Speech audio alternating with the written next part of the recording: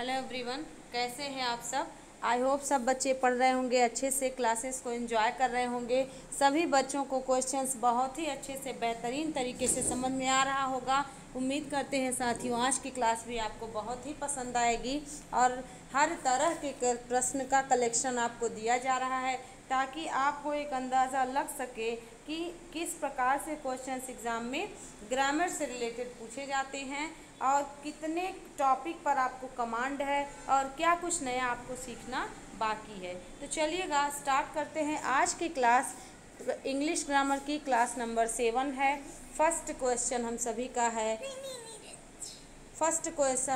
का है change the narration you से कॉमा इन्वर्टेड कॉमा में आई कट द फिंगर। आप देख पा रहे हैं यहाँ पर पहले क्वेश्चन में नरेशन को कंप्लीट करना है इनडायरेक्ट स्पीच में, डायरेक्ट टू इनडायरेक्ट। आप देख पा रहे हैं first option you say that you cut the finger, second option है you say that I cut the finger और तीसरा ऑप्शन है you say that he cut the finger और चौथा ऑप्शन है you say that the finger was cut. बताएं कौन सा ऑप्शन करेक्ट किया जाए, first option, second option, third option या फोर्थ ऑप्शन।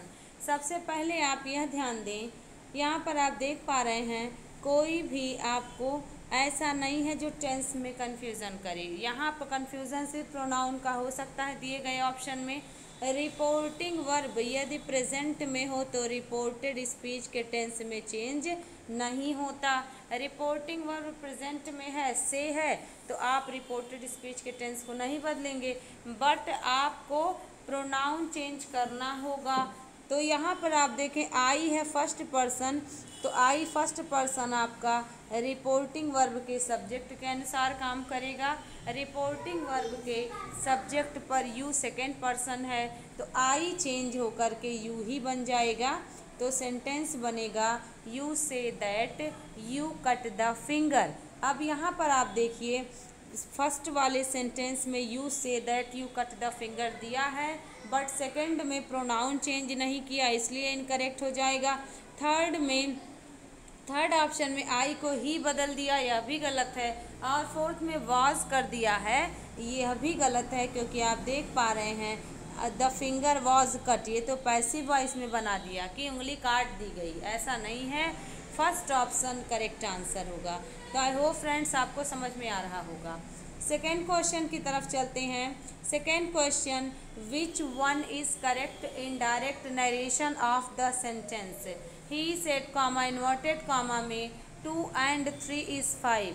तो आप देख पा रहे हैं यहाँ भी डायरेक्ट से इनडायरेक्ट स्पीच में चेंज करना है।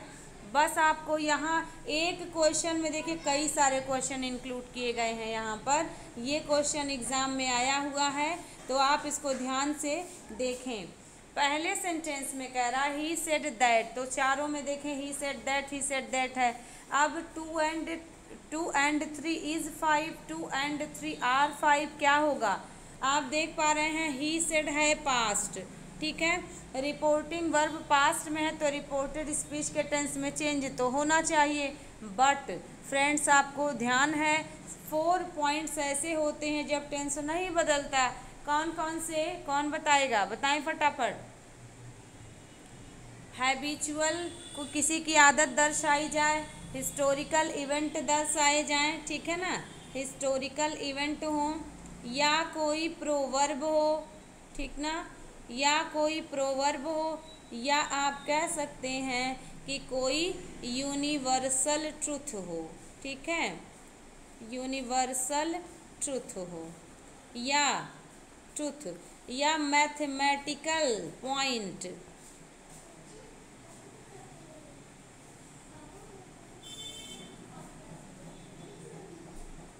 मैथमेटिकल पॉइंट अगर दिए हो तब भी चेंज नहीं होता। साइंटिफिक इन्वेंट अगर ये भी दिए हो साइंटिफिक इन्वेंशन तब भी नहीं बदलते। अब देखें जब आपको ये पॉइंट कंफर्म हो गया तो आप देख पा रहे हैं यहाँ पर 5 कर दिया है तो गलत हो गया, 5 नहीं होगा, वॉज नहीं होगा, और लास्ट में देखिए वर कर दिया, यह भी नहीं होगा क्योंकि आप जान पा रहे हैं कि टेंस चेंज नहीं किया जाएगा।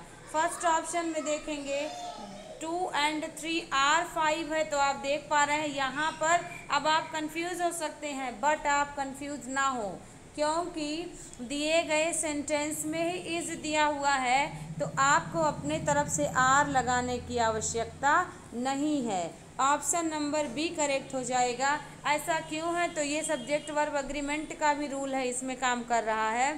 He said that 2 and 3 is 5, तो आपको पता है 2 और 3 मिलाकर 5 ही होते हैं, तो ये एक यूनिट बना रहा है ना। तो यूनिट हो, कोई डिस्टेंस हो, कोई ऐसी जो है, कोई ऐसा पॉइंट हो जो मिल करके एक को बताए, ठीक है, कई सारा मिल करके एक हो जाता है, तो उसको हम हमेशा सिंगुलर मानते हैं, ठीक है, सिंगुलर मानते हैं। इसलिए यहाँ पर आप देख पा रहे हैं कि 2 and 2 3 5 कह रहा है। ये आपको सब्जेक्ट वर्ब एग्रीमेंट में, एरर वाले पॉइंट में और नरेशन में भी दिया हुआ है, तो दे सकता है। बस आपको यहाँ टेंस को ध्यान में रखना है, अदरवाइज आपसे कन्फ्यूजन हो सकती है। क्वेश्चन नंबर 3 की तरफ चलते हैं। Question number 3, an imaginary name assumed by an author for disguise is called, बताएं। An imaginary name assumed by an author, कोई ऑथर किसी नाम को अगर एज्यूम करता है अपने नाम को डिस्गाइज करके या अपनी पहचान छिपा करके, तो कौन सा इसमें वन वर्ड सब्स्टिट्यूशन होगा? सूडोनिम होगा, नियोलॉगिज्म होगा, या लोक्वाशियस होगा, या वेटरन होगा? बताएं, फटाफट आंसर करें। सूडोनिम, नियोलॉगिज्म, लोक्वाशियस और वेटरन। सूडोनिम है हम सभी का। सूडोनिम मीन्स क्या होता है? नोट डाउन करते चलें। सूडोनिम मीन्स होता है फिक्टिशियस नेम, ठीक है, फिक्टिशियस नेम मीन्स होता है, इसको आप कह सकते हैं काल्पनिक नाम या अज्ञात नाम, ठीक है। जैसे चार्ल्स लैम्ब ऐसे ऑफ एसिलिया लेते हैं, जॉन गाल्सवर्दी जॉन से लिखते हैं, यानी अपने नाम को छिपा करके अपनी रचना को मार्केट में लॉन्च करना और एक अपनी अज्ञात नाम से पहचान बनाना, तो उसको सूडोनिम कहते हैं। नियोलॉगिज्म मीन्स होता है न्यू वर्ड, यानी कोई भी शब्द कहाँ पे क्वाइन किया जाता है। नियोलॉगिज्म मीन्स होता है नए शब्दों को क्वाइन करना, यानी कि नए शब्दों का आविष्कार करना। लोक्वाशियस मीन्स होता है, नोट डाउन करते रहें, लोक्वाशियस मीन्स होता है talkative, it means a person who talks too much, ठीक है। गारुलस भी एक वर्ड होता है, गारुलस, ठीक है, GARRULOUS, ठीक है ना, गारुलस, ठीक, इसको भी ध्यान रखें। गारुलस और टॉकेटिव मीन्स होता है लोक्वाशियस, मतलब बकबक करने वाला, या फिर कह सकते हैं आप बहुत बात करने वाला इंसान, बातूनी इंसान। वेटरन मीन्स होता है एक्सपीरियंस्ड, एक्सपीरियंस यानी अनुभवी व्यक्ति in an occupation, in an occupation, ठीक है ना। तो यहाँ पर आपका चारों ऑप्शन कंफर्म हुआ। फर्स्ट ऑप्शन सूडोनिम इसका सही आंसर होगा। Let's come to question 4, the practice of marrying more than one wife और spouse at a time is called, बताएं, एक समय में एक से अधिक पत्नियां रखना कौन सी प्रथा कहलाती है? मोनोगेमी, बीगेमी, पॉलीगेमी, पॉलीएंड्री, बताएं कौन सा रहेगा? मोनोगेमी आपको ट्रिक बता दिया गया है, कैसे आप निकालेंगे, फाइंड आउट करेंगे, ध्यान रखिए। गेमी मीन्स होता है विवाह, ठीक है, गेमी मीन्स विवाह होता है, मोनो मीन्स एक होता है, ठीक है। तो एक विवाह की प्रथा श्री राम भगवान वाली नहीं होगी। बीगेमी माने द्वि विवाह की प्रथा, ठीक है, द्वि विवाह यानी कि द्वि पत्नी रखना, ये बीगेमी की प्रथा कहलाती है। पॉलीगेमी और पॉलीएंड्री से कंफ्यूज हो सकते हैं आप। तो पॉली मीन्स, ध्यान है आपको, पॉली मीन्स होता है बहुत, यानी many, more than one, more than two, ठीक है। तो पॉली मीन्स होता है बहुत। अब यहाँ पर गेमी मीन्स होता है विवाह, तो बहु विवाह प्रथा। अब आपको कंफ्यूजन हो गई होगी, एंड्री लिखें कि गेमी लिखें। बहुत सारे विद्यार्थी एंड्री करेक्ट करेंगे, बहुत सारे विद्यार्थी गेमी करेक्ट करेंगे। लेकिन विवाह से संबंधित ध्यान रखिए दोस्तों, विवाह से संबंधित दोनों शब्द है। अब आपको क्या ध्यान रखना है, जहाँ भी एंड्री लिखा हो, ठीक है, एंड्री, इसका मीन्स होता है मेल, इसका मीन्स होता है मेल यानी पुरुष, ठीक। तो इसका मीन्स हो गया बहुपतित्व, यानी कि एक से अधिक पति रखने की प्रथा, बहुपतित्व, ठीक है ना, बहुपतित्व। अपने महाकाव्य में माता द्रौपदी को 5 पत्नी दिखाया गया है, 5 पति दिखाया गया है, तो इससे आप पॉलीएंड्री को ध्यान रख सकते हैं। बट क्वेश्चन में बहुपतित्व ना पूछ करके बहुपत्नित्व पूछा है, यानी एक से अधिक पत्नी रखने की प्रथा क्या हो जाएगी भगवान श्री कृष्ण को, बहुपत्नी यानी कि पॉलीगेमी। इस तरीके से आई होप आपके दिमाग में मैं आपको फीड करने में मुझे सफलता ज़रूर मिली होगी। आप हम सभी क्या कर सकते हैं, इसको महाकाव्य से कोरिलेट करके देख सकते हैं। माता द्रौपदी को 5 पति दिखाया गया है, तो यहाँ पर पॉलीएंड्री हो जाएगा, बहुपतित्व। और पॉलीगेमी की बात करें, बहुपत्नी की प्रथा, तो भगवान श्री कृष्ण को कोरिलेट कर सकते हैं। भगवान राम से संबंधित मोनोगेमी, माता सीता उनकी एक पत्नी दिखाया गया है। और द्वि विवाह की बात करें तो आप बहुत लोगों को कर सकते हैं, ठीक है। तो चलिएगा, आपको आई होप ये बातें समझ में आ गई होंगी, अब नहीं भूलेगा। Question number 5, the correct meaning of the idiom not to see eye to eye. बहुत सारे बच्चे इस वर्ड को मेरे मुख से बहुत बार सुने होंगे। Not to see eye to eye means क्या होता है, आई डोंट, क्या कह सकते हैं, I am not to see eye to eye, इसका मीन्स सहमत होना, सहमत ना होना। आई टू आई मीन्स होता है सहमत होना, not to see eye to eye means होता है सहमत ना होना। तो not to propose correct answer नहीं होगा। सेकेंड ऑप्शन है नॉट टू आर्ग्यू, मीन्स क्या हो गया, नॉट टू आर्ग्यू मीन्स होता है तर्क ना करना, वाद विवाद ना करना, चर्चा परिचर्चा ना करना, तो यहाँ यह भी नहीं होगा। थर्ड ऑप्शन में आप देखें नॉट टू परसीव, यह भी नहीं होगा। डिसअग्री मतलब सहमत ना होना, आई टू आई मतलब सहमत होना, और डिसअग्री मीन्स होता है not to see eye to eye. I hope आपको समझ में आ रहा होगा। क्वेश्चन नंबर 6 की तरफ चलते हैं। Question number 6, to bell the cat, ये भी आइडियमिक एक्सप्रेशन है, एग्जाम में घूमता हुआ क्वेश्चन है, ठीक है, कभी भी पकड़ सकता है। टू टेक क्या है, to tell, to tie bell to cat's neck, मतलब बिल्ली के गले में घंटी बांधना। दूसरा कह रहा है to take lead in danger, यानी खतरे का नेतृत्व करना। तीसरा कह रहा है to be alert of enemy, शत्रुओं को अलर्ट करने के लिए जो है बेल द कैट, यानी कि बिल्ली की घंटी बजाना बिल्ली के गले की, या टू मेक नॉइज, शोर मचाने के लिए ऐसा करना। बताइए to bell the cat means क्या होता है। फर्स्ट ऑप्शन बिल्ली के गले में घंटी बांधना, तो आपको बताया गया है कि शाब्दिक मीनिंग होती ही नहीं है, ठीक है। अब आप क्या कर सकते हैं, बी सी डी पे आ सकते हैं। तो बी सी डी की अगर बात करें तो to take lead in danger, इसका मीन्स होता है खतरे का सामना करना। तो बिल्ली के गले में घंटी बांधना, या बिल्ली की गले की घंटी बजाना, या बिल्ली के सामने घंटी बजा के जाना, क्या हो जाएगा, yes you are right, option number B, यानी कि जो है खतरे का सामना डट कर करना, to take lead in danger. To be alert of the enemy, नहीं, शत्रुओं को आप अलर्ट नहीं करेंगे। मेक अ नॉइज भी नहीं होगा। बेल द कैट मीन्स होता है खतरे का नेतृत्व अच्छे से करना, ठीक है। तो यहाँ पर आप इसको नोट डाउन करके किसी भी प्रकार से आप लर्न करें। क्वेश्चन नंबर 7 पर चलें।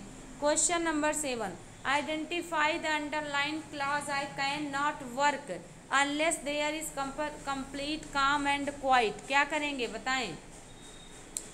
यहाँ पर जो अंडरलाइन क्लॉज है उसको फाइंड आउट करना है, आइडेंटिफाई करना है, अनलेस से लेकर के क्वाइट तक। बताएं अनलेस का प्रयोग किस सेंटेंस में होता है, सिंपल में, कॉम्प्लेक्स में, कंपाउंड में, बताएं कहाँ होता है। Yes you are right, complex sentence में।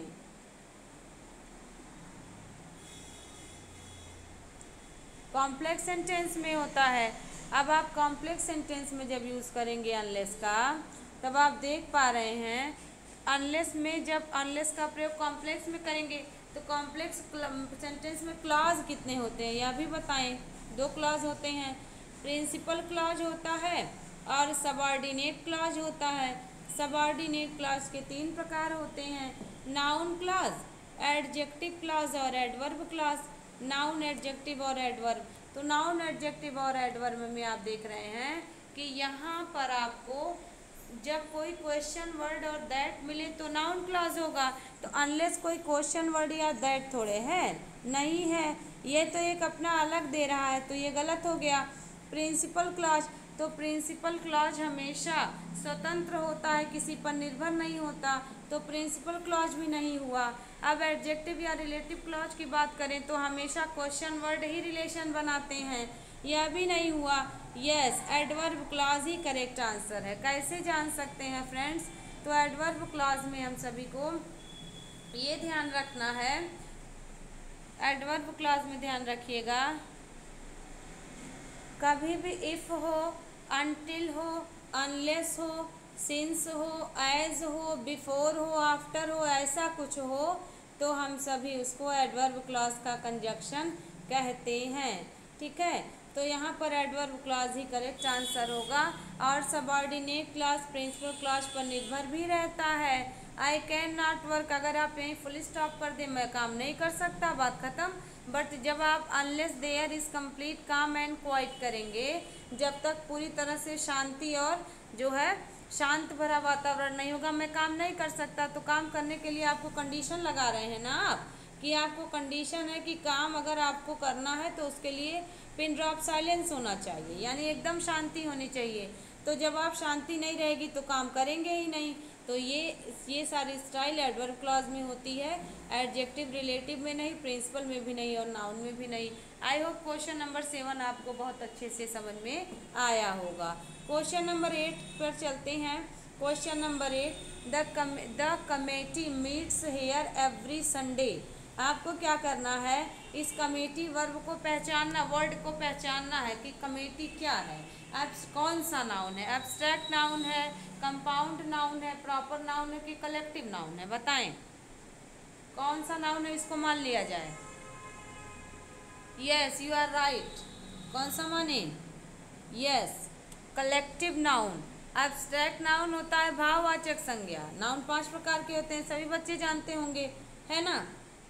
भाववाचक संज्ञा, ठीक है, भाववाचक संज्ञा यानी कि that we can not touch, we can not taste, only we can feel, that is called abstract noun.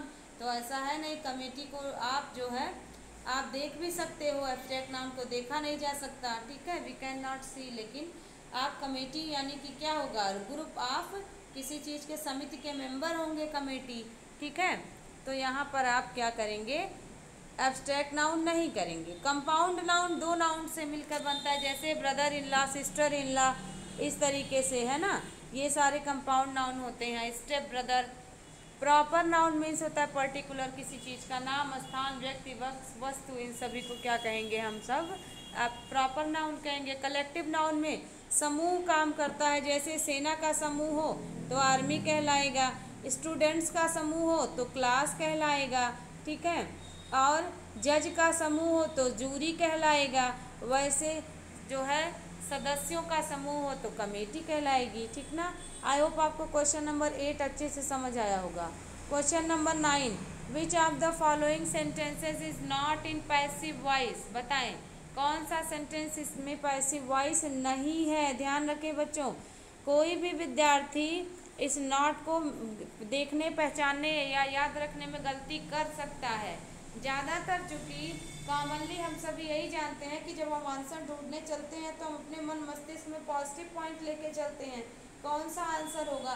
जरा भी अगर कंफ्यूजन हुआ तो नज़रों के भ्रम से देख के तो चले हाँ हाँ नॉट पूछा है, बट जब आप आंसर ढूंढने निकलेंगे तो आपको जैसे ही मिला आपका जो है सही तो आपको लगेगा ये पूछ रहा है कौन सा सही नहीं है और फटाफट आप OMR भर देंगे, ऐसा कई बार होता है। तो इसका सॉल्यूशन क्या है? सॉल्यूशन है कि पहले नोट को अंडरलाइन करें आप, ठीक है, इस नोट को आप हाईलाइट कर लें जो है आपका दिमाग, ताकि उस नोट को बार बार देखता रहे और आपसे कोई भी जो है गलती ना हो। फर्स्ट ऑप्शन की तरफ चलते हैं। द न्यूएंस, न्यूएंस मीन्स क्या होता है? तो न्यूएंस मीन्स होता है अति सूक्ष्म अंतर, ठीक है, अति सूक्ष्म अंतर, या कह सकते हैं आप बहुत कम अंतर, ठीक है। ऑफ द वर्ड, शब्द में, was not intended by the speaker in his speech, मतलब इरादतन, मतलब बहुत इरादा से, यानी कि इंटेंशनली ऐसा उसने अपने स्पीच में नहीं किया था, ठीक ना। अब आप देख पा रहे होंगे पहला ऑप्शन क्या सही होगा। कैसे पैसिव वॉइस ढूंढते हैं बताएं? सब्जेक्ट के बाद कोई भी वर्ब होगा, यानी कि उसको आप हेल्पिंग वर्ब कहते हैं, उसके बाद मेन वर्ब हमेशा थर्ड फॉर्म में होगा, फिर ऑब्जेक्ट का यूज़ करेंगे तथा बाई का यूज़ करेंगे, ठीक है। इस तरीके से आप पैसिव वॉइस ढूंढते हैं। आप पहले ऑप्शन पर अगर चलें तो पहले ऑप्शन में आप देख पा रहे हैं the noun nouns of the word, ये सब्जेक्ट है, वाज आपका हेल्पिंग वर्ब है, नॉट नेगेटिव वर्ब है, वर्ड है, और इंटेंटेड वर्ब का थर्ड फॉर्म है by the speaker. By the speaker यहाँ पर ऑब्जेक्ट के रूप में काम कर रहा है, और in his speech other word है। तो ये तो करेक्ट हो गया, इसको छोड़ दें, यानी ये अपना उत्तर नहीं होगा। बी पर चलें। I am sure you will be awarded, फिर ये भी करेक्ट है, ये भी अपना उत्तर नहीं होगा। नॉट पूछा है ना कि कौन सा पैसिव वॉइस में नहीं है। थर्ड पर चले। My uncle seeks an appointment, इसके बाद और आगे बढ़े, अपॉइंटमेंट विथ यू, क्या हो जाएगा? क्या ये सही है? चौथे को देख ले। We are sure to be punished by the boss, पता है, पक्का है, पनिश किया जाएगा बॉस के द्वारा, तो ये भी है, ठीक है। ये भी पैसिव वॉइस नहीं है, ये भी पैसिव वॉइस नहीं है, ये भी सॉरी, ये भी एक्टिव वॉइस नहीं है, ये भी एक्टिव वॉइस नहीं है, ये भी एक्टिव वॉइस नहीं है। ये तीनों सेंटेंस पैसिव वॉइस में है। सेंटेंस में एक्टिव वॉइस पूछना है तो आपका सी ऑप्शन एक्टिव में लिखा हुआ है। सब्जेक्ट, सब्जेक्ट के साथ यहाँ पर SEIS एन अपॉइंट ऑब्जेक्ट और विथ यू आपका एक और जो है वर्ड को कंप्लीट कर रहा है सेंटेंस को। तो क्वेश्चन नंबर आई थिंक 9 आपको कंफर्म हुआ। क्वेश्चन नंबर 10 की तरफ चलते हैं। Change the voice, the news pleased him, यानी समाचार उसको प्रसन्न किया, पसंद आया। बताइए इसका पैसिव वॉइस बनाना है। सेंटेंस कौन सा है? सेंटेंस एक्टिव में है, बताइए। पहला कह रहा है he was pleased by the news, दूसरा कह रहा है he was pleased with the news, और तीसरा कह रहा है he was pleased to the news, चौथा कह रहा है नन ऑफ दीज। कौन सा सही माना जाए? फटाफट आंसर करें। बहुत से विद्यार्थी बाई को पकड़ करके ए आंसर कर रहे हैं।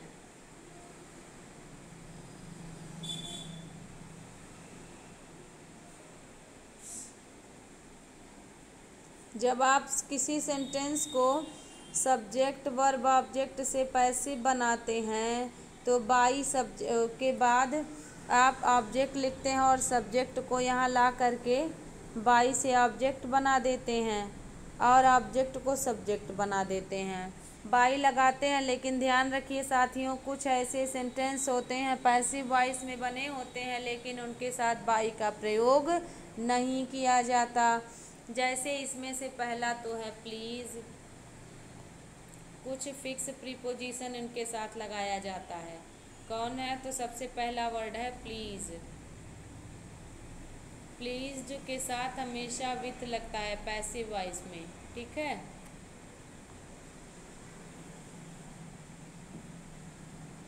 Surprised, alarm, look, interest, contain, contain, कुछ ऐसे वर्ड हैं जिनके साथ एक्टिव से पैसिव वॉइस बनाते समय बाई के स्थान पे कहीं टू, कहीं एट, कहीं इन, कहीं विथ का प्रयोग किया जाता है, बाई को रिप्लेस कर दिया जाता है। ठीक है, तो जिसमें से आपने देखा जैसे अलार्म है तो एट लग जाएगा, कंटेन के साथ इन हो जाएगा, इंटरेस्ट के साथ इन हो जाएगा। तो यहाँ ही was pleased by the news नहीं है। और आपको जब आप स्टार्टिंग में देखेंगे तो कोई भी विद्यार्थी जब ये भूल जाए कि प्लीज़ के साथ विथ लगता है, पैसिव में बाय नहीं लगता, तो पहले ही ऑप्शन को करेक्ट कर देगा। It happens many time in our life, that's why practice is most important point. Okay, ऐसा कई बार होता है, इसीलिए प्रैक्टिस बहुत ज़रूरी है करना। सेकेंड ऑप्शन करेक्ट हो जाएगा, थर्ड नहीं करेक्ट होगा क्योंकि टू लगा हुआ है। ठीक ना, सब्जेक्ट को ऑब्जेक्ट, ऑब्जेक्ट को सब्जेक्ट किया ही है। देख पा रहे हैं, हिम आपका ही बन गया है और द न्यूज़ आपका लास्ट में हो गया है। आई होप आपको क्वेश्चन नंबर 10 समझ आ गया होगा। क्वेश्चन नंबर 11 पर चलते हैं। Change this sentence into passive voice. अब इस सेंटेंस को पैसिव वॉइस में चेंज करना है। It is time to ring the bell. इसके बाद आप देख पा रहे हैं ऑप्शंस दिए हुए हैं और उस ऑप्शन में आपको सेंटेंस पैसिव वॉइस में बनाना है। तो सबसे पहले पैसिव वॉइस में अगर आप पहचाने तो अगर आपको रूल नहीं भी मालूम है, हम एक बार के लिए मान भी लेते हैं कि जैसे आप कंफ्यूज हो गए, अरे ये वाला तो कैसे किए थे, इसीलिए आपको बच्चों का कई प्रकार के प्रश्न दिए जा रहे हैं। हर तरह के प्रश्न की आपकी तैयारी हर तरह से हो। मेरे विद्यार्थी हर तरह से जंग में जाने के लिए तैयार हो जाएं। और एग्ज़ाम एक जंग ही तो है, जो जीत के आएगा वो सफलता पाएगा, जो नहीं जीतेगा वो अगली बार के लिए प्रयास करेगा, है ना। लेकिन प्रयास तो करते रहना चाहिए। इसीलिए आप सभी को अलग अलग प्रकार के एग्ज़ाम में आए हुए क्वेश्चन तथा संभावित प्रश्न भी बनाए जाते हैं, ताकि कैसे कुछ नए प्रश्न आपको प्रोवाइड किए जाएं, इसकी कोशिश हमेशा जारी रहती है। बिजी शेड्यूल में से बच्चों आपके लिए टाइम निकाला जाता है कि बच्चों की मदद हो सके। ठीक है, तो आप देखिए पहले वाले ऑप्शन पर आएँ, 11th का पहला। अब आपको छांटना है पैसिव वॉइस, तो आप इस बात को पहले ध्यान रखें कि अगर बहुत छोटा सा है ये रूल, टू कहीं मिल जाए अगर एक्टिव वॉइस में टू प्लस वर्ब का फर्स्ट फॉर्म, तो जब आप इसको चेंज करने जाएं पैसिव में तो सिर्फ आप अपने दिमाग में टू भी रखें कि कहीं टू मिला नहीं कि मुझे टू भी भट्ट से बना देना है। ठीक है, टू बी झट से बना लेना है और टू बी बनाने के बाद वर्ब का थर्ड फॉर्म। यही रूल अगर आप अपने दिमाग में रखेंगे तब भी इस तरह के क्वेश्चन को आप करने में सफल होंगे। हालांकि इसका रूल है जो मैं अभी समय के साथ बताऊंगी आपको, बट आप इसको देखें। टू प्लस वर्ब का फर्स्ट फॉर्म अगर एक्टिव वॉइस में दिया है तो पैसिव वॉइस में टू बी प्लस वर्ब का थर्ड फॉर्म आप अपने दिमाग में रखें। अब आगे बढ़ें। ठीक है, देखें पहले में दिया है क्या, ऐसा नहीं दिया है। It is time the bell ring, ये तो इसको और भी काट छाँट कर दिया। ठीक है, कि रिंग द बेल कह रहा है, वो कह रहा है द बेल रिंग्स, मतलब बजता है, ऐसा नहीं है, ये गलत हो गया। सेकेंड ऑप्शन पर जाएं। इट इज़ बींग, तो इज़ को इज़ एम आर को बहुत से बच्चे बींग समझ के कि इज़ एम आर होता है उसको हम बींग में बना दें, लेकिन आपको ध्यान रखना होगा ऐसा इसमें नहीं होगा। क्यों? क्योंकि ये इट इज़ टाइम क्वेश्चन जो कोई टेंस नहीं बता रहा है, बल्कि ये तो बता रहा ना समय है, समय हो गया है। आप कहाँ कहते नहीं हो, अब क्लास करने का समय हो गया है, वीडियोज़ आने का समय हो गया है, जाने का समय हो गया, कुछ ऐसे आना जाना, अब समय है ऐसा करने का, इस सेंस में आप यूज़ करते हैं इसको। अब आप अगर आगे बढ़ें तो पहला तो नहीं होगा। सेकंड भी देखिए, इट इज़ बीइंग लगा दिया, बाकी वही कह दिया, ये भी नहीं होगा। थर्ड पर आए, it is for the bell to ring. अब यहाँ पर हम जब आपको बता दिए बच्चों, टू प्लस वर्ब का फर्स्ट फॉर्म दिया हो तो आपको टू बी प्लस वर्ब का थर्ड फॉर्म मानना पड़ता है। तो आप देख पा रहे हैं ऑप्शन नंबर सी भी गलत है, ऑप्शन नंबर डी सही है। ऑप्शन नंबर डी क्यों सही है अभी हम आपको कंफर्म करते हैं। ठीक ना, देखिएगा ऑप्शन नंबर डी, ध्यान रखिए, नोट करिए, बार बार एग्ज़ाम में आता है। इट इज़ टाइम होता है, वही का वही लिख देते हैं।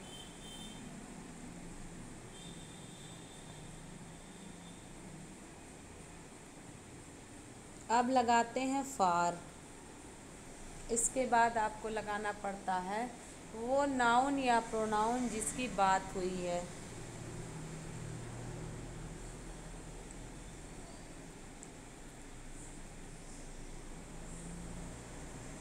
फिर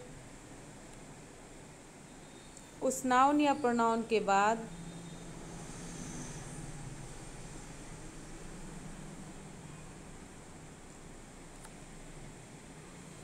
टू बी प्लस वर्ब का थर्ड फॉर्म लिखते हैं।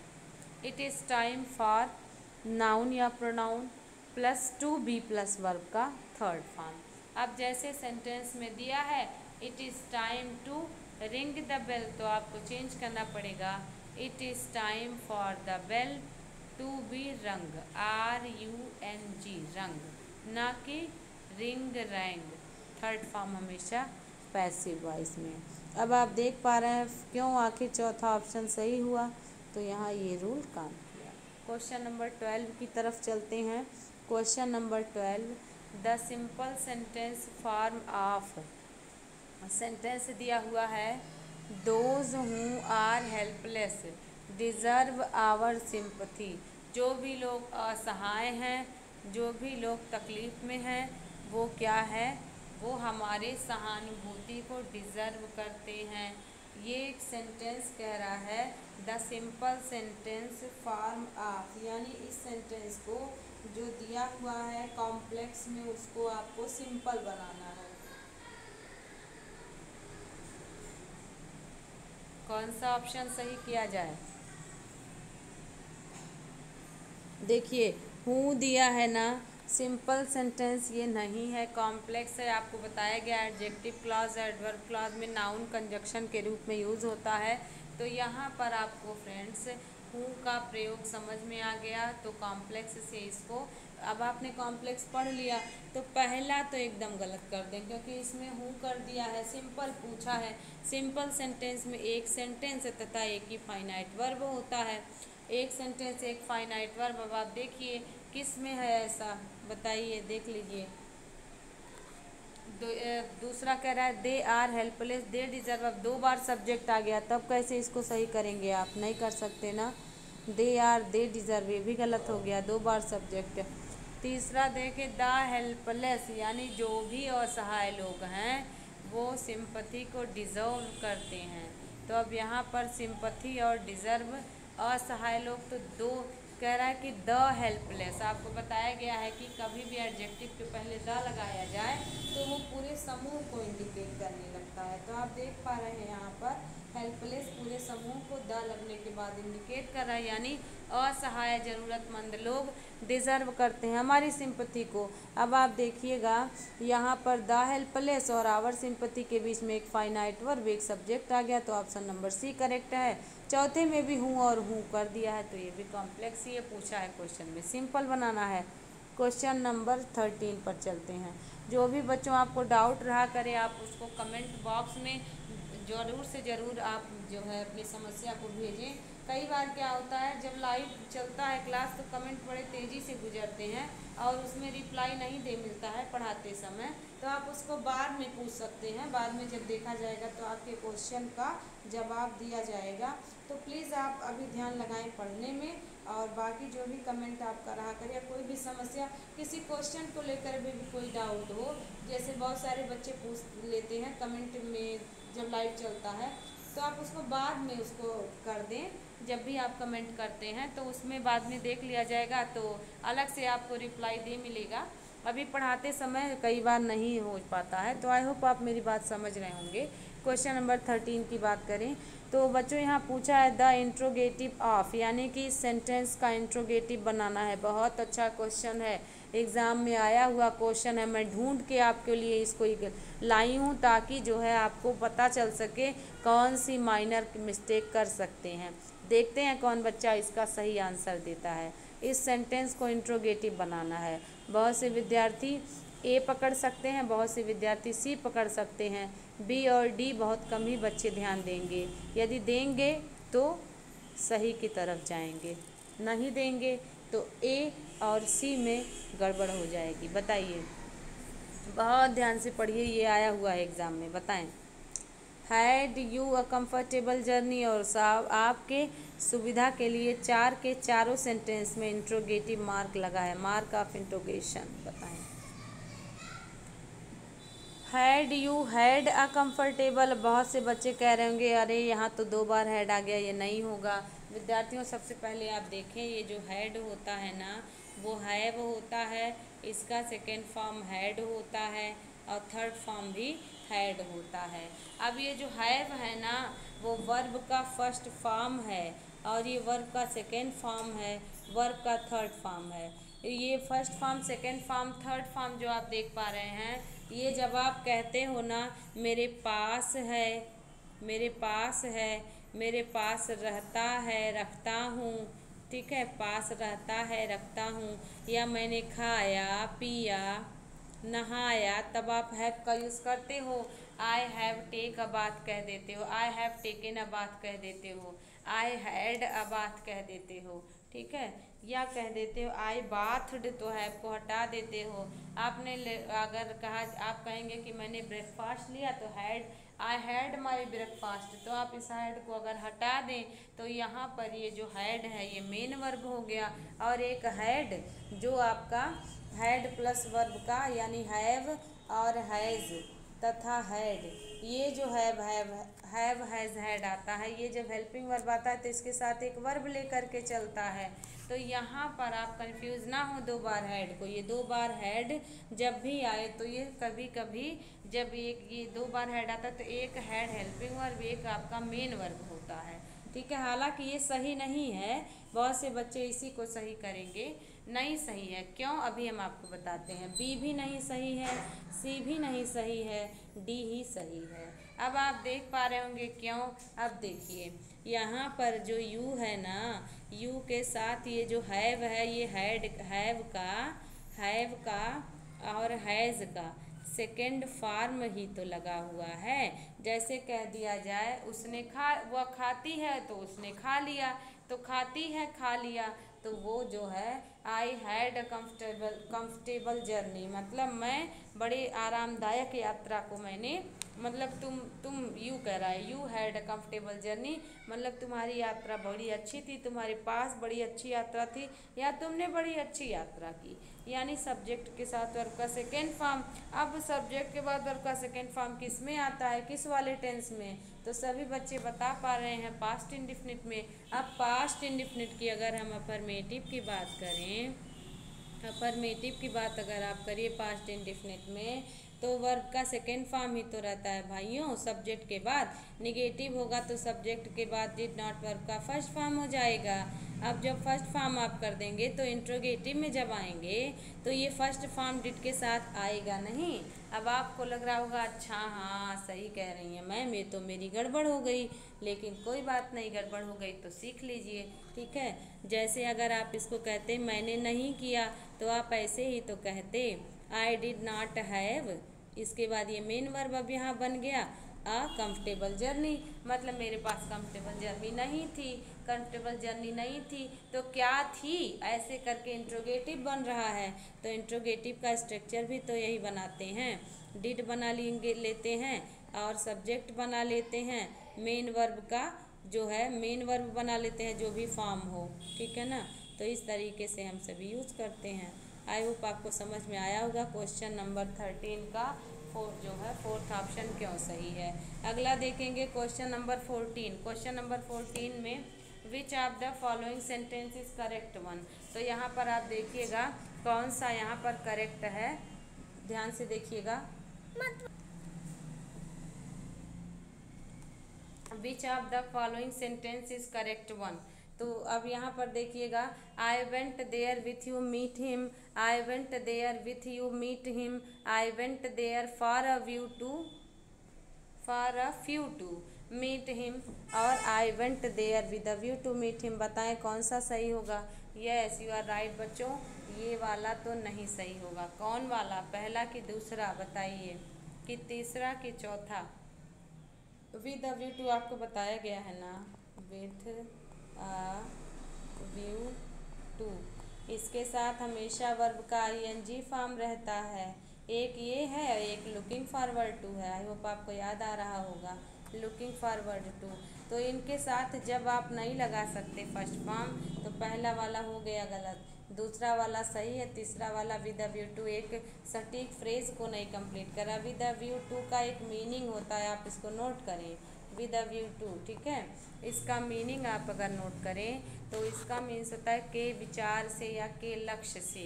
मतलब मैं वहाँ गया तो किस विचार से, उससे मिलने के विचार से, उससे मिलने के उद्देश्य से। तो यहाँ पर आपका विद अ व्यू टू तथा लुकिंग फॉरवर्ड टू, ठीक है, लुकिंग फॉरवर्ड टू, ठीक है, फॉरवर्ड टू प्लस वर्ब का आईएनजी फॉर्म। तो यहाँ पर सेकेंड सही। अब तीसरे पे अगर आप आ जाइए तो फॉर अ फ्यू टू, ये तो पूरा पूरा गलत दे रहा है, ठीक है, ये गलत हो गया। और डी की अगर बात करें, I went there with to, इसके बाद हो जाएगा meeting him.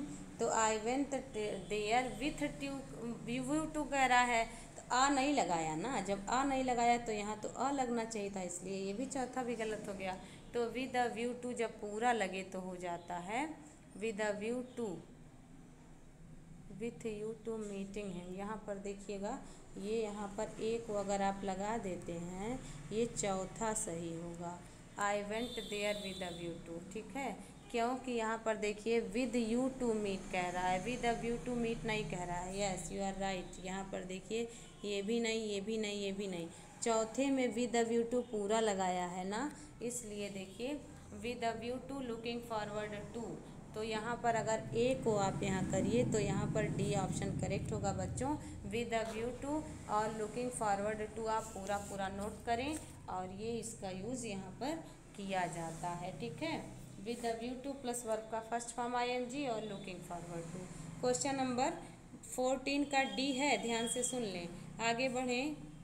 Which one of the following sentence is correct? What a boring task! What a boring task this is! What a boring task this is! What a boring task this is! ये तो सब सही लग रहा है, अब कौन सा गलत होगा आप बताइए। पंक्चुएशन मार्क को ध्यान में रखिए, आंसर मिल जाएगा। इस what का यूज़ कैसे हुआ है, क्या इंट्रोगेटिव की तरह हुआ है, अफर्मेटिव की तरह हुआ है, या एक्सक्लेमेटरी की तरह हुआ है, बताएं कौन सा होगा। Yes you are right, exclamatory sentence की तरह हुआ है ना। कितना टास्क, कितना बोरिंग टास्क है, क्या बोरिंग टास्क है, आप ऐसे कहते हो ना। तो यहाँ पे व्हाट का प्रयोग इंट्रोगेटिव की तरह नहीं हुआ है। इंट्रोगेटिव का स्ट्रक्चर तो ये होता है ना, what plus helping verb plus subject, और ये नहीं हुआ है, और अंत में क्वेश्चन मार्क। यहाँ पर जो है व्हाट या हाउ टू से आप कहते नहीं, what a nice topic, what a beautiful bird, how beautiful she is, इस तरीके से। तो यहाँ पर जो है आपका एक्सक्लामेटरी सेंटेंस है, ठीक है।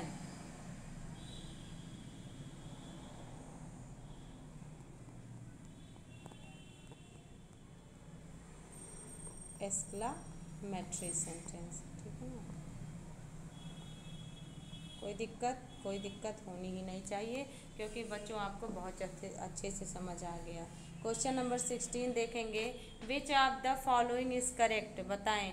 पहला है the poet and the novelist is dead, the poet and novelist is dead, the poet and novelist are dead, the poet with the novelist are dead. बताएं क्या हो जाएगा, कौन सा करेक्ट किया जाए, बताएं फटाफट विद्यार्थियों।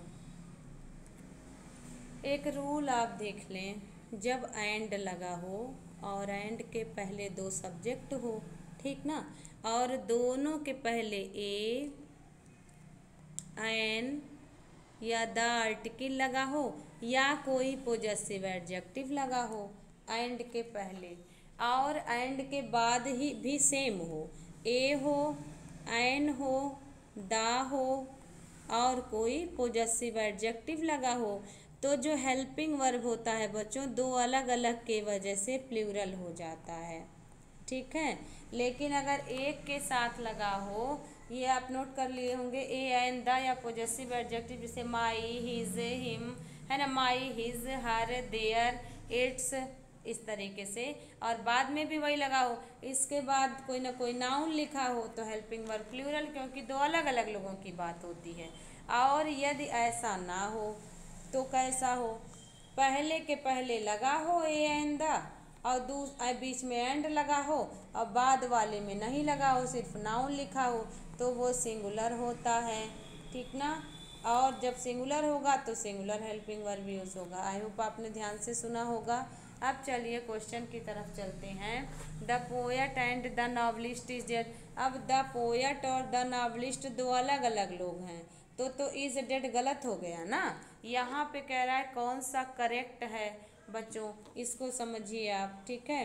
कौन सा करेक्ट है पूछा है, तो पहला करेक्ट नहीं है ना, आपने देख लिया। क्यों? क्योंकि अगर इज के जगह पे आर किया होता तब आप इसको सही मानते। दूसरा देखें, the poet and novelist is dead, वही पोएट है वही नॉवलिस्ट है जो मृत हो गया है, ये सही है। तीसरा देखें, क्यों गलत है तीसरा, the poet and novelist are dead, यानी पोएट और नॉवलिस्ट जब वही हैं तो कैसे आर हो गया, प्लूरल बना दिया। और लास्ट अगर आप देखें तो the poet with the novelist are dead, यहाँ पर भी द लगा है दोनों के साथ, तो गलत हो गया, ठीक है। आई होप आपने समझ लिया होगा।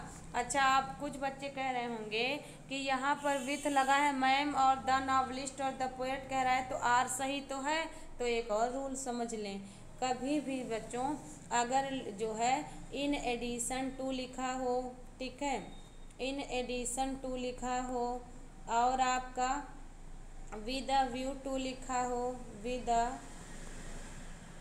व्यू टू लिखा हो, तथा एंड नॉट लिखा हो, खाली विथ लिखा हो, कुछ ऐसे वर्ड हैं जो लिखे हों, इनके साथ दो सब्जेक्ट ऐड हों, ठीक है, दो सब्जेक्ट इनके साथ ऐड हों, तो इनके साथ में बाद वाले के अनुसार हेल्पिंग वर्ब लगता है।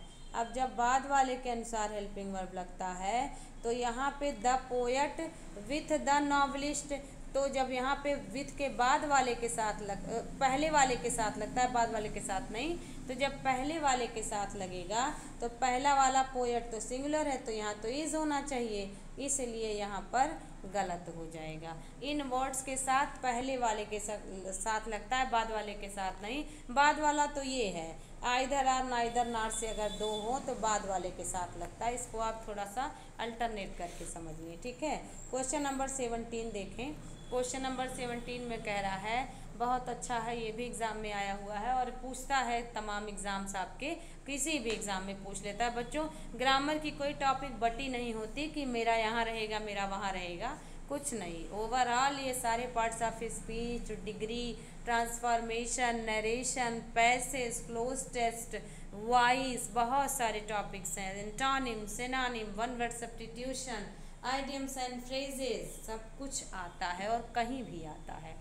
ओके, तो बताएं, the more they earn more they spend, ये एक इनकरेक्ट सेंटेंस है, तो इसका करेक्ट क्या होगा बताएं।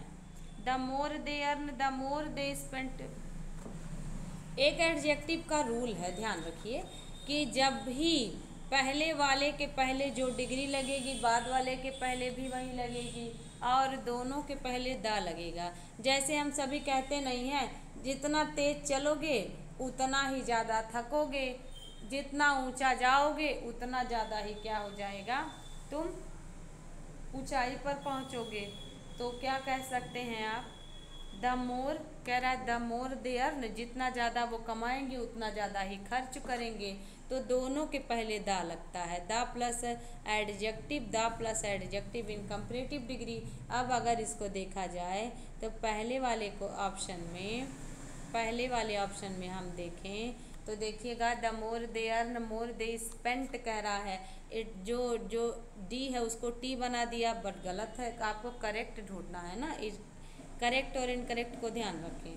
मोर they earn, the more they spend, तो यहाँ वाला द देखिए हटा दिया, ये भी गलत है। तीसरे वाले में अगर चलें तो द मोर दे अर्न, जितना ज़्यादा वो कमाएंगे उतना ज़्यादा वो खर्च करेंगे, यही सही है, ये भी इनकरेक्ट हो गया, ठीक ना।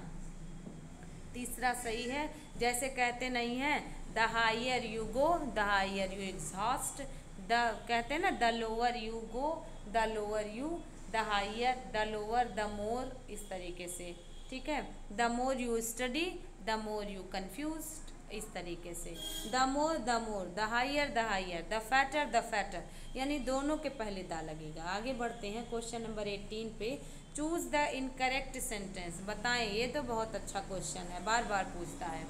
किसी भी तरीके से आप सिंटेक्स में मान लें, सब्जेक्ट वर्ब अग्रीमेंट में मान लें, वर्ब में मान लें, कहीं पर भी ये टॉपिक आपको पूछ लेता है। बताएं कौन सा इसमें इनकरेक्ट है, यानी कि आपको करेक्ट छांट लेना है तब इनकरेक्ट पकड़ पाएँ, या इनकरेक्ट ही पकड़ ले तब भी सही है। बताइए 18वें क्वेश्चन का उत्तर क्या होगा। माई बुक्स आर पॉलिश्ड, सही है, पैसिव वॉइस में बना हुआ सेंटेंस है। The cattle is grazing in the field, सही है कि गलत, बताइए।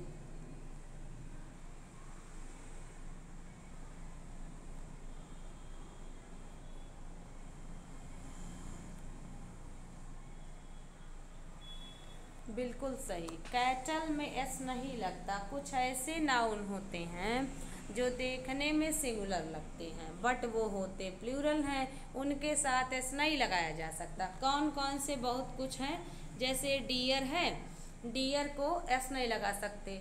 शिप है, शिप को आप जो है नहीं लगा सकते, SHEEP। कैटल है, नहीं लगा सकते। वो पुलिस है, नहीं लगा सकते, ठीक है ना। पीपल है, सामान्य तौर पे नहीं लगा सकते, नेशन की बात हो तो लगा सकते हैं। तो कुछ ऐसे वर्ड हैं जिनमें एस तो लगा नहीं होता बट ये होते प्लूरल हैं। कैटल मीन्स क्या, चारा चरने वाले झुंड, जानवर, दूध देने वाले पशु। तो एक कैटल वर्ड में सारे दूध देने वाले पशु, गाय, भैंस, बकरी, भेड़ सब इंक्लूड हैं। तो क्या हो जाएगा, आर हो जाएगा, इज नहीं। हेल्पिंग वर्ब से उन्हें प्लूरल बताया जा सकता है, ये सही है। बाकी मतलब ये सही है का मतलब अगर आप आर कर दे तब सही है। इसके अनुसार इनकरेक्ट पूछा ना, इसलिए ये आंसर होगा इसका।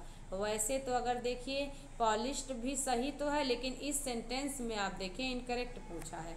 Her here is thick. अब यहाँ पर आप आ जाइए, हेयर एक ऐसा वर्ड है जो अनकाउंटेबल होता है, इसका सिंगुलर प्लूरल दोनों बना सकते हैं, लेकिन कैसे, जब भी हेयर का प्रयोग समूह में होगा तो इसको सिंगुलर मानेंगे, लेकिन जैसे उसके पहले कोई डिजिट लगा दें, जैसे कह दें हर थ्री, तब हेयर्स आप कर सकते हैं। हेयर्स आर वाइट, उसके 3 बाल मैंने सफ़ेद देखे, तब तो आप हेयर्स में एस लगा सकते हैं, हेल्पिंग वर्ब प्लूरल कर सकते हैं। बट जब ऐसा ना हो तो यहाँ पर गलत हो जाएगा। और ऑप्शन 4 पे करें, सीनरी ऑफ कश्मीर है तो सीनरीज ऑफ कश्मीर आपका यहाँ नहीं हो सकता। ये भी सही था, ये भी सही था, ये भी सही था, इसमें आर का यूज़ करना था, ठीक है। क्वेश्चन नंबर 19 पर चलते हैं। Question number 9, fill in the blanks with determiners. तो विद्यार्थियों यहाँ डिटर्मिनर्स देखना है। Persons were killing in the accident, this persons, some persons, his persons या एनी पर्सन्स, क्या होगा, ध्यान से देखें आप। ये क्या करेक्ट करें, दिस पर्सन से दिस के साथ तो हमेशा सिंगुलर लगता है, हिज के साथ भी हमेशा सिंगुलर होता है, ठीक है। हाँ प्लूरल हो सकता है, लेकिन ये पर्सन आया है ना, हिज फ्रेंड्स हो सकता था, हिज अंकल्स हो सकता था, हिज ब्रदर्स हो सकता था, लेकिन चूंकि पर्सन्स आया है तो हिज पर्सन्स यहाँ सही नहीं बैठेगा। एनी पर्सन होता, एनी पर्सन्स नहीं होता है, क्योंकि एनी हो गया, दिस हो गया, इनके साथ हमेशा सिंगुलर लगता है, नो हो गया, ईच हो गया। अब बात आती है सम की, तो सम एक ऐसा है जब ये काउंटेबल के साथ आएगा तो प्लूरल लेगा, और जब अनकाउंटेबल के साथ आएगा तो ये सिंगुलर ले लेगा। सम मिल्क कहेगा तो सिंगुलर हो जाएगा, सम पीपल, सम पर्सन, सम बॉयज़, तो ये प्लूरल को लेगा। तो यहाँ पर 19 का आंसर आपका बी सही है। अब आते हैं क्वेश्चन नंबर 20 पर, last but not least, fill in the blanks with determiners. यहाँ भी करना है, बताइए। An rose in your garden are beautiful, a rose in your garden, या द रोज या नो रोज, बताइए बच्चों क्या होगा। बहुत से बच्चे हो गए होंगे कंफ्यूज। और ए को पकड़ के ए रोज लिख दिए होंगे। नहीं बच्चों, ध्यान रखिए, आर आया है, आर को ध्यान रखिए। द रोज, जब भी किसी को जो है किसी समूह की बात करनी होती है तो द रोज, यानी जो भी पौधे हैं रोज के गार्डन में वो सुंदर हैं, बगीचे में सुंदर हैं। ए एन लग नहीं सकता, वावेल है नहीं, गलत हो गया। ए लग सकता था, लेकिन जब एक कहता, एक कब कहता, जब यहाँ पर इज दिया होता। नो रोज तब भी कहता जब भी यहाँ इज दिया होता, इसलिए द यहाँ पर करेक्ट होगा। आई होप बच्चों आपको ये क्वेश्चन नंबर 1 to 20 बहुत अच्छे से समझ में आया होगा और सारे क्वेश्चंस के आप रूल को समझिएगा। क्वेश्चन नंबर अगर आप बात करते हैं 14 में, तो यहाँ पर डी ऑप्शन मैं फिर से बता रही हूँ, डी ऑप्शन को ध्यान रखिएगा, डी ऑप्शन ही करेक्ट होगा।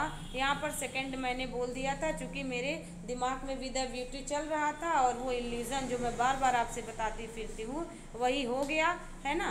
तो यहाँ पर इसको ध्यान दीजिएगा, डी ही सही होगा विद द व्यू टू, और आपका यहाँ पर ए भी लगाएंगे विद द व्यू टू। तो इस तरीके से कंप्लीट हो गया। क्वेश्चन नंबर 13 पर चलें। बाकी सब तो आपको समझ में आ गया, बाकी सब सही था। तो क्लास आपकी ग्रामर की 7 समझ में अच्छे से आई होगी। Thank you so much for giving me a lot of